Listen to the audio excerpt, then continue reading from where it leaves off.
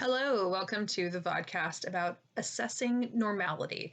So, as it says on our note sheet here, the key question is how can we determine if a set of data is from a population which is normally distributed? So, the first thing we are going to do is we're going to all open up the same Excel, or actually it's Google Sheets spreadsheet for us to work on with because it has the same data in it. And if you go to our assignment sheet here, you can see that the link that you guys are going to want to open up here is this one that says data file for classwork and homework.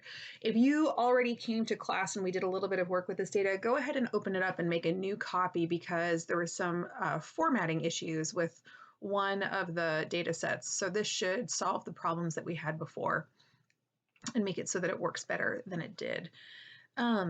So here we are. Here's our data. And this first data set that we're looking at is the ages of all 45 US presidents when they were inaugurated in office. So we have this list of numbers. We are curious about whether or not this set of data could potentially be from a population that is normally distributed. So we only have 45 observations, but what we're thinking about is if we keep collecting more data from all the future presidents, if we think about the class of individuals who are past, present, and future US presidents, would we expect those ages to be normally distributed? Does it seem like there's evidence that this is from a normally distributed population?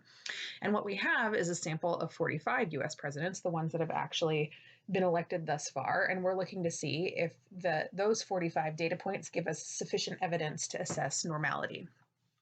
So, how do we go about doing that? Well, the first thing that we need to do is figure out what the distribution of these data actually look like and make a graph of it. To make a histogram in Google Sheets is pretty straightforward. We're just going to go ahead and highlight the data that we want to make a graph of, and we're going to insert a chart.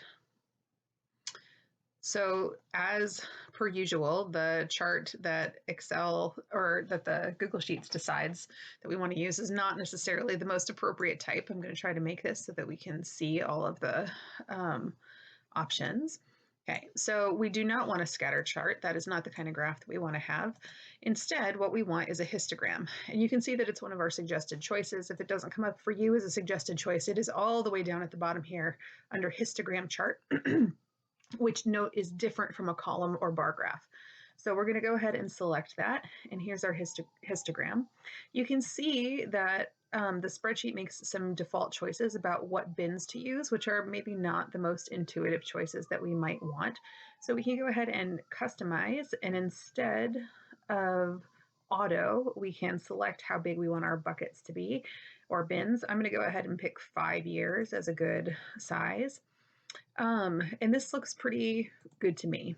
Okay, there's some other options that we can choose here in terms of, grid lines if we want to see some stuff, but this is the key of it.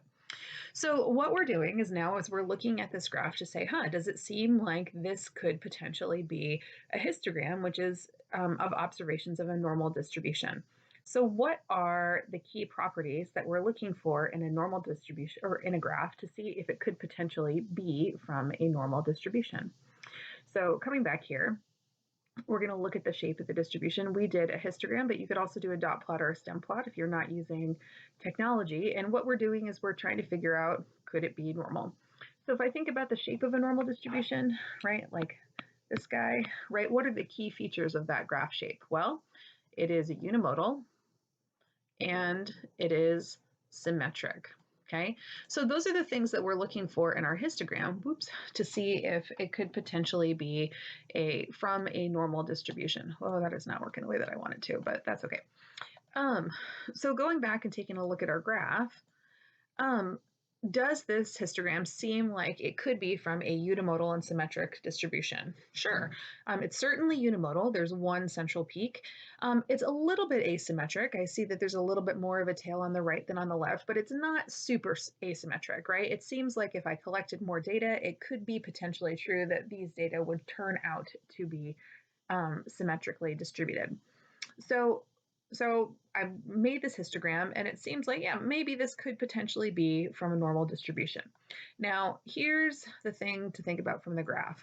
if you make a histogram and it is definitely not normal, if it is definitely not unimodal, or it is definitely asymmetric, that's enough to conclude that the data is not normal. But just because you have a graph that is symmetric and roughly unimodal, or roughly symmetric and unimodal, that's not enough to conclude that it is normal. There are shapes of distributions that are not normal that are symmetric and unimodal, right? Normal is a particular shape. So I could, for instance, think about a graph, a distribution that is shaped like this, right? That is not a normal distribution, but it is in fact symmetric and unimodal. Here's another example of a distribution shape that would be symmetric and unimodal, but not normal. And similarly, right, I don't have to have it be pointy, right? I could potentially have a graph that is just too like pointy or too smooth in order to be a normal distribution. So those are all examples of the wrong shape, even though they are symmetric and unimodal. So we can't necessarily tell if the graph that we're looking at is normal just because it's symmetric and unimodal, but we can eliminate graphs that are clearly not normal from if the histogram is asymmetric, or bimodal, or in other ways not unimodal. Okay, got that cleaned up a little bit. The next thing we want to do is we want to check to see how closely the data fits the empirical rule, which you'll remember is the 68, 95, 99.7 rule. So what that's saying is that we expect in a normal distribution that 68% of the observations are within 1 standard deviation of the mean, 95% are within 2 standard deviations of the mean, and 99.7% of the observations are within 3 standard deviations of the mean. So how would we go about testing this to see how well the empirical rule fits a set of data that we actually have? Well, the first thing we need to do is calculate the actual mean and the standard deviation of the data. So let's go ahead and do that for our president data real quick. Okay, I'm just going to go ahead and move this histogram out of the way for now. So I'm going to move it to its own sheet so it's out of the way. Okay, so now what I want to do is I want to calculate the mean, and I want to calculate the standard deviation. Oops, deviation. Let's fix that. Okay, and as you might expect, there are formulas in Sheets or Excel to calculate these for you. We've actually already used the one for the mean, which is equals average, right?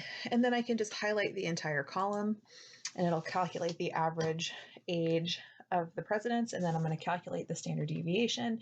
The formula for that is equals STDEV, and then go ahead and calculate that. What I want to do for these two is I want to use 1 decimal place more precise than what I generally observe in the data. So I see that these ages of inauguration are rounded to the nearest year.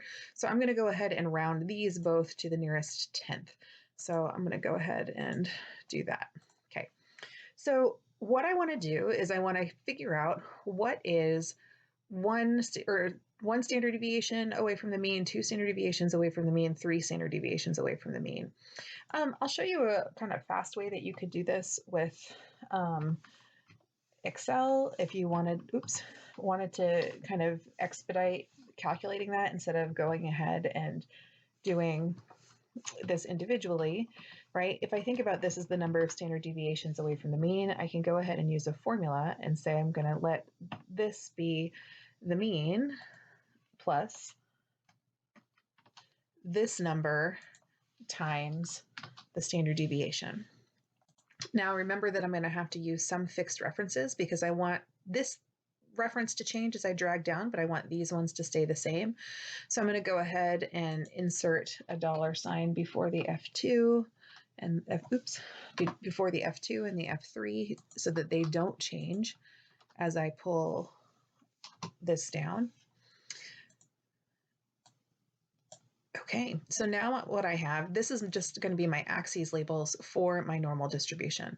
So let's go ahead and make it so that we can see this at the same time that we see the graph here. So I'm going to go ahead and make a normal distribution sketch here, and I'm just going to label my axes according with what I've just calculated, right, in terms of the number of standard deviations above and below the mean. So I know that the center is at 55, plus 1 is at 61.6, plus 2 is at 68.2, and 3 standard deviations away from the mean is 74.8. Okay, oops, I'm running out of room. Going the other way, I know that this is at 48.4, this is at 41.8, and then this is at 35.2. Okay, so what I want to do is I want to count how many presidents had their age at inauguration be between 48.4 and 61.6. So that would be 49 to 61 years old, right? If I'm rounding to the nearest year. So going back to our spreadsheet, let's make this, oops, that's not quite what I wanted to do. Okay, remember that I have this advantage that I can use to sort, right? So I'm going to go ahead and take my original data and I'm going to sort this by the age of the president, right? And I'm going to go from lowest to highest. So now I see that Teddy Roosevelt was the youngest president at inauguration at 42, and Donald Trump is the oldest president at inauguration at 70. So what I want to do now is I want to count how many of these presidents were inaugurated between age 48.4 and 61.6. So remember that I can use the count function. So I don't have to actually count them up with like, 1, 2, 3, 4. So I can use equals count. And then what I'm going to do is select all of the individuals that were inaugurated between ages 49 and 61. So that's 49. I'm going to scroll down until I get to the people who are 61. Those are all the people who are inaugurated at an age which is within 1 standard deviation of the mean. Now, 2 standard deviations of the mean is from 41.8 to 68.2. So that would be ages 42 to 68. So I'm going to go ahead and do that again. Equals count. Okay, so from 41, right, that includes Teddy Roosevelt, all the way up to 62.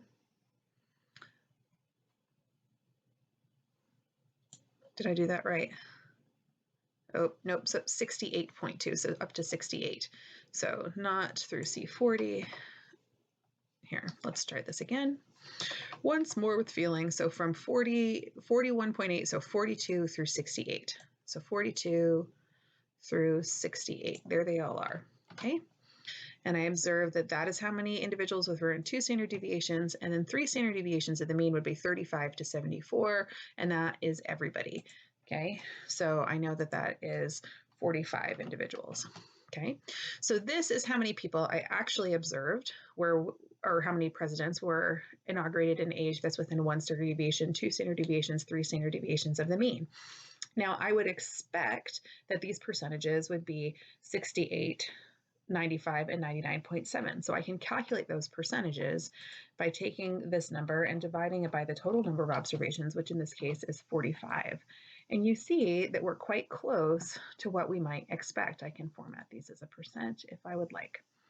Oops, let's do 1 decimal place. Okay. Now this is observed. Now what I would expect, which is what I want to compare this to, is I want this to be 68, this to be 95, and this to be 99.7, right? Again, formatting those as a percent. So I get exactly what I would expect. Now, what I want to do is kind of reverse engineer this, right? Like how many people would that correspond to? It's going to let me see how many observations different from what I would expect this would be. What's the closest that I would get? So what is this times 45, right? Okay, so I would expect between 30 and 31 would be the closest I could get. Between 42 and 43 would be the closest I could get. And between 44 and 45 would be the closest I would get for this.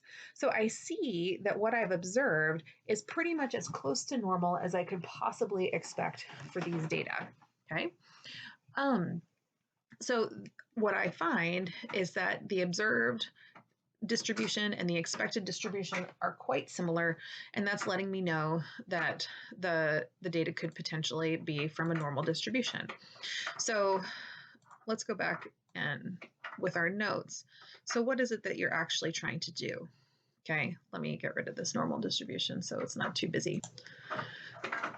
Great. So what did we do? We found both the count, the number of observations, and the percentage that corresponded to for how many observations are within 1, 2, and 3 standard deviations from the mean, and I'm comparing that to both the count and the percentage of what I would expect. Now, here's what I can learn, and here's what I can watch out for. I can learn if a symmetric and unimodal distribution has close to the correct shape for a normal distribution. But how many observations are in the data set truly limits how much information I can get from this strategy. So imagine if I only had 10 observations, right? Then that means that, like, for instance, if I was trying to get the 68, I wanted 68% to be within 1 standard deviation. If I only have 10 observations, then that's either 60% or 70%. I can't get any closer than that, right? This talks about an example of a data set of 20 observations, right? With 20 observations, right, the kind of granularity that I can get in the percentages is only 5%, right? So it's important to look at counts and percents as well, because then that will let you know how, is it close enough, right? If I'm expecting 68%, is 60% close enough? And a lot of that depends on the data size or the number of observations that you have in your data set, right? If you have an observation of 60% and that's close to the number of actual observations that you could get, right? Like if you couldn't really do much better than 60%, then that's not enough reason to say that the data is not normal. But if you've observed that 60% of the observations are within 1 standard deviation, and that corresponds to 5 or 10 or 12 too few observations in the range that you're looking for, that's an indication that probably it is not quite normally distributed. Okay. So here's the third idea that we're going to look at, which is something called a normal probability plot. Now, here is the deal. I do not expect you to have a robust idea of what this graph actually is. I don't expect you to be able to make it by hand. I don't expect you to truly understand what the technological observation or tools, what they're truly doing. But this is the idea that I want you to kind of come home with, is that what is on the axes for a normal probability plot is it's a scatter plot where one axis is the z-score of the observed data points, which is calculated just by x minus mu over sigma. And then the other axis, and this is the part that's a little bit confusing, is what you would expect the z-scores to be for a perfectly normal data set of the size of the data set that you have. So if you have 45 observations, like what would you expect the distribution of z-scores to be in a data set with 45 observations?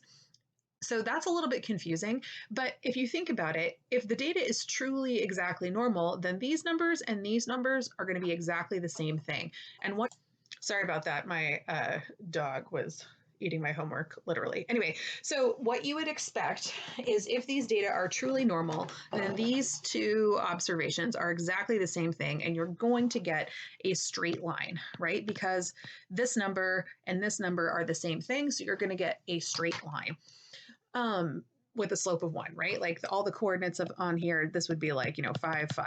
That's, one of the things that we would see if it was normal. So how do we make these graphs? So I'm going to show you 2 different ways, right? One is that on your calculator, you can make a graph. So the disadvantage to this is it takes forever to type the data into your calculator. I've already done this here, so this is the present data that I have as well. So if I want to go ahead and make a graph, it shows on the screen here how I would go about doing that on my calculator. I can go to second stat plot.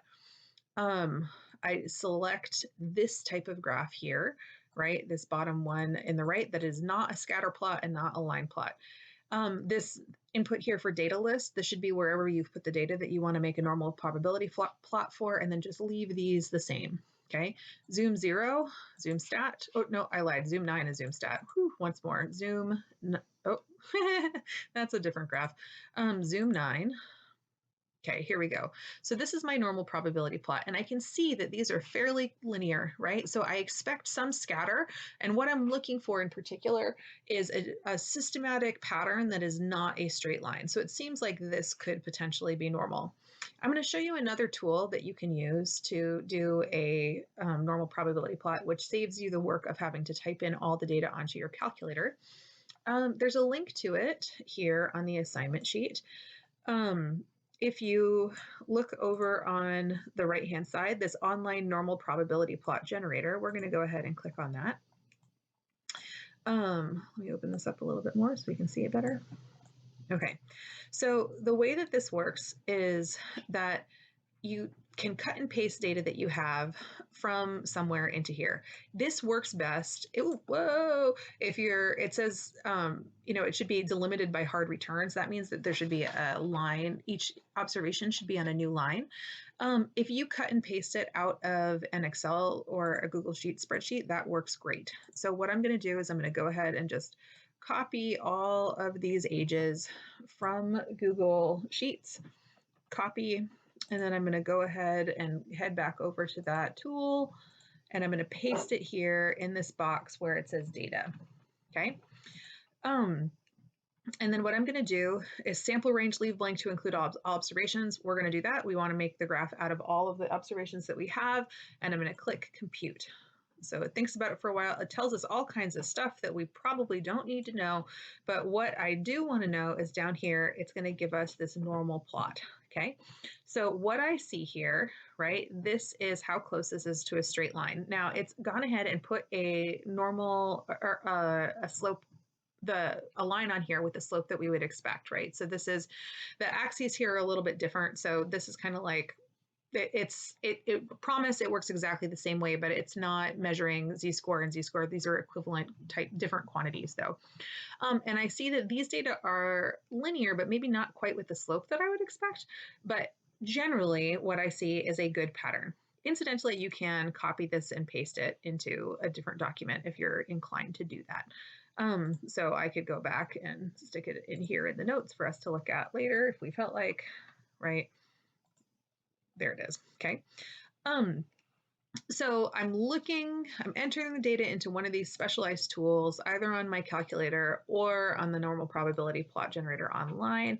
And what I'm looking for is a straight line is telling me that the data is normal, and a curved line is telling me the data is not normal. So one of the things that we like to look for is an S shape. And this is one of the things that we'll see if we have a unimodal symmetric distribution. That's not the right shape for a normal distribution. So sometimes I might get through kind of making the histogram or checking with the 68, 95, 99.7 rule and still see a bit of a distinct S shape in the normal probability plot. So what we can learn and what can we watch out for? So one of the things that is kind of nice about the normal probability plot is it's not a lot of work. You just like stick the data into this calculator and look for a straight line. So what we would the problem is interpreting that. We expect some scatter around the straight line, but we're not looking for patterns that are a distinct divergence from it, right? So you see here, right, like this is looking pretty linear, but I have this issue that like it's going off the slope that I would expect down here and up here. It can be hard to tell whether this is an indication that the data is definitely not normal or if I just have only a few points on either end of the data set. The reason, like the thing that is giving us this divergence from a normal distribution here, going back to our histogram, right, is that this is this asymmetry that we discussed in this histogram, right? That it isn't perfectly symmetric, that I have a bit of a longer tail here on the older ages than I do on the shorter ages. And what that's doing is showing us that these older presidents are a little bit older than we would expect, and these younger presidents are a little bit younger than I might expect. That's really what this graph is telling us. So is there, what can I say at this, right? Like, how do I put all these together? Is it normal or is it not normal? So basically for this data set, what we would be able to say is indications are pretty strong that these data could come from a normally distributed population. As we collect more presidents' ages, it could be entirely the case that we find that the data evens out and becomes increasingly normal. So it seems potentially possible that these data are coming from a normal distribution.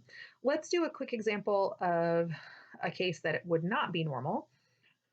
So going back to our data, let's go ahead and look at the IQ data, right? So these are the IQ scores for 40 research subjects who were undergraduates at a large Southwestern university. We'll just go through the steps super quick, right? So I'm going to look at whoa, okay, here's my histogram, right? This histogram is telling me there is no way that these data could be normal. There is no point in continuing, right? I do not see a unimodal distribution. I see a strongly bimodal distribution. It is not symmetric, right? So what I can just do at this point is say, hey, I don't even need to do any of the other analysis. This is definitely not normal. Just for funsies, let's go ahead and look at the normal probability plot, right? Just to confirm that the normal probability plot doesn't look the way that we might expect. So I'm going to go ahead and get rid of the data that we put in here for the president's ages and insert the new data. Okay. I'm going to go ahead and compute that. And you can see that this this normal probability plot is definitely not normal. Okay. Again, let's look at one of these other examples. We're not going to do so much that the middle case where we're going to go ahead and look at the 68, 95, 99.7 rule, but we'll look at how the histogram compares to the normal probability plot. So these are weights of men ages 22 to 30 in pounds. If I look at my histogram, right, okay, that seems reasonably unimodal and reasonably symmetric, right? I don't necessarily have any reason to worry about that. So let's go ahead and copy these data and take a look at what we see in the normal probability plot. Again, just gonna paste over the data that we already have in here.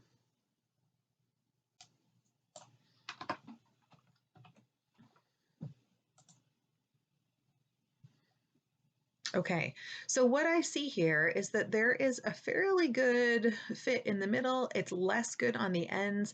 The other thing that's a little bit worrisome is that I see this kind of weird, like consistent smooth pattern that is not, I mean, this doesn't seem like it's random scatter. Do you know what I mean? It seems like there's a little bit of a wavy pattern here in the middle. That's a little bit more concerning than when I see just random scatter around the best fit line. If I see some sort of distinctive pattern, that's indicating to me that maybe there's something going on other than randomness. Again, the ends don't look great. That's not super concerning necessarily, especially in a small data set, but it's not a bad, I mean, you couldn't say that this is definitely not normal, but I would say that between the normal probability plot and the histogram that you probably would want to keep investigating and do that testing against the empirical rule. Okay, last data set that we're going to look at really quick. These are the daily observed high temperatures in Las Vegas in July and August in 2007, so those 2 months. If I go ahead and look at my graph, okay, so this is concerning, right? So I see that the data is unimodal, but it is not particularly symmetric. I have a fairly long tail off here to the left. Let's see what this looks like in my normal probability plot. So we can see how these data sets that diverge more strongly from what we would expect might look like. So again, let's take a look at that.